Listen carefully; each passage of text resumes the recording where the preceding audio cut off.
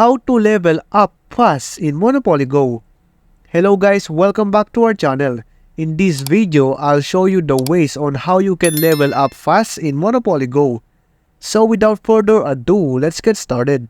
I have two ways on how you can level up fast here in Monopoly Go. The first way is level up your buildings or properties by tapping the build icon at the bottom left corner.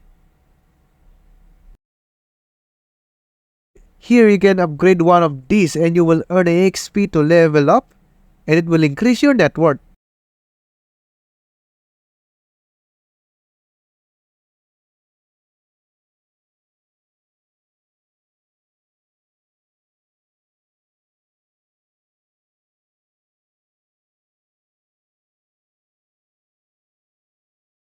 The second way that you can do is obviously play the game and complete the cover set. Of course, if you play this game and earn points, you can upgrade your properties and more.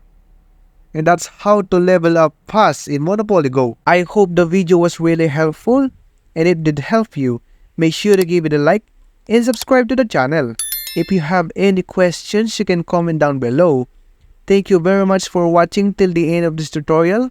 See you soon in the next video.